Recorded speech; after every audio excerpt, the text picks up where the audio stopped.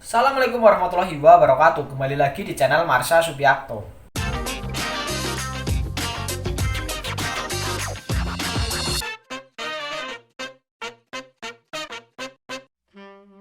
Pada kesempatan kali ini kita akan kembali membahas informasi menarik.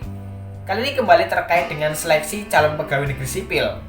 Jadi akhir-akhir ini banyak media memberitakan terkait dengan banyaknya peserta seleksi CPNS yang sudah diterima tetapi mengundurkan diri. Dan alasan teman-teman CPNS ini ternyata beragam. Tetapi kebanyakan alasannya karena gajinya tidak sesuai dengan ekspektasi. Sebenarnya posisi kosong yang ditinggalkan oleh CPNS yang mengundurkan diri ini bisa diisi oleh ranking di bawahnya.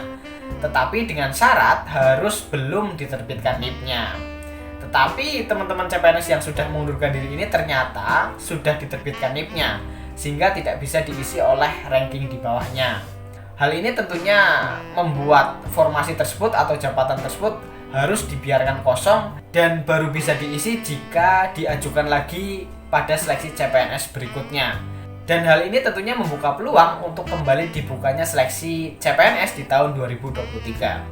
Dan kali ini kita akan coba lihat berita terkait dengan banyaknya CPNS yang mengundurkan diri tersebut dan bagaimana peluang untuk kembali dibukanya seleksi CPNS di tahun 2023. Untuk itu bagi yang penasaran, simak terus.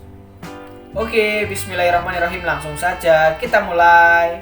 Jadi ini adalah kumpulan berita terkait dengan banyaknya CPNS yang mengundurkan diri ya. Dari mulai Kompas TV, Tribun News, JPNN, Merdeka.com, Liputan 6, Tribun Kaltim. Semua media besar ini memberitakan terkait dengan banyaknya peserta seleksi CPNS yang sudah diterima tetapi mengundurkan diri. Dan CPNN.com memberitakan dengan judul BKN pakai sistem ranking gantikan peserta CPNS 2021 yang mundur fix. Jadi bisa saja peserta seleksi CPNS yang mengundurkan diri ini posisinya digantikan oleh peserta dengan ranking di bawahnya, tetapi dengan syarat harus belum diterbitkan NIP-nya.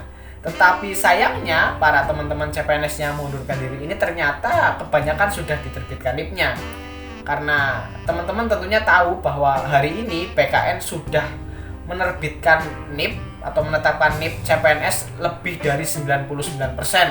Jadi tentunya kebanyakan peserta seleksi CPNS ini sudah diterbitkan NIP-nya. Dan kemudian ada berita lain dari CPNN, yaitu dengan judul ratusan CPNS 2021 mundur, BKN tawarkan solusi jitu, simak. Kemudian Kompas juga memberitakan dengan judul ratusan CPNS mengundurkan diri, BKN jabatan yang ditinggalkan kosong hingga penerimaan berikutnya. Jadi dari dua berita ini bisa disimpulkan bahwa jabatan yang ditinggalkan oleh para peserta CPNS yang mengundurkan diri tersebut tentunya akan dibiarkan kosong sampai ada lagi seleksi CPNS berikutnya. Dan tentunya hal tersebut membuka peluang untuk kembali dibukanya seleksi CPNS di tahun 2023. Dan kali ini kita akan coba baca apa solusi jitu yang ditawarkan oleh BKN. Badan Kepegawaian Negara mencatat Kementerian Perhubungan sebagai instansi yang paling banyak mengundurkan diri.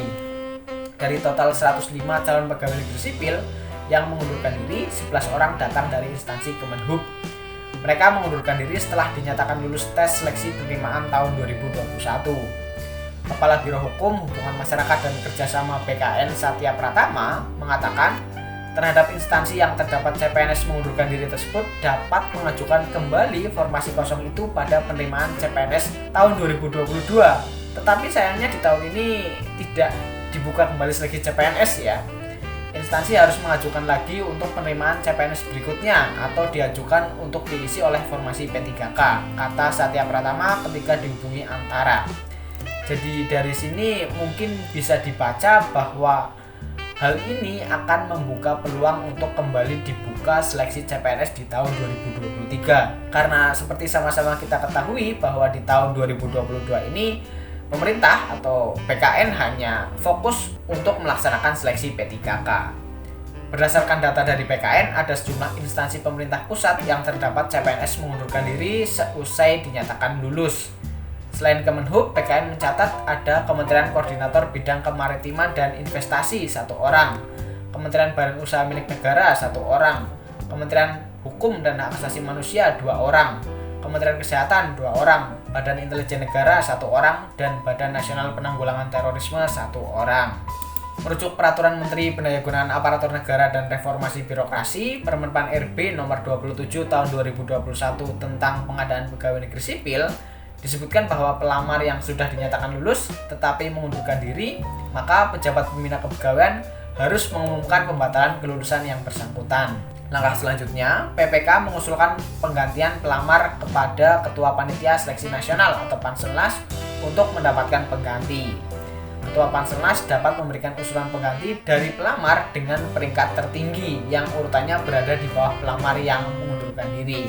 Tetapi dengan syarat itu tadi harus belum diterbitkan NIP-nya. Tetapi saya yakin teman-teman CPNS ini sudah banyak yang diterbitkan NIP-nya, sehingga otomatis jabatan yang ditinggalkan tersebut akan dibiarkan kosong sampai ada lagi seleksi CPNS berikutnya. Dan tentunya hal tersebut akan membuka peluang untuk kembali dibukanya seleksi CPNS di tahun 2023. Dan semoga saja di tahun 2023 benar akan kembali dibuka seleksi CPNS untuk mengisi kekosongan formasi yang saat ini atau formasi CPNS di tahun 2021 ini ditinggalkan atau peserta seleksi CPNS-nya mengundurkan diri. Jadi mungkin itu yang bisa disampaikan pada kesempatan kali ini. Jika ada tanggapan atau pertanyaan silahkan tinggalkan di kolom komentar. Terima kasih, mohon maaf bila ada kesalahan. Wassalamualaikum warahmatullahi wabarakatuh.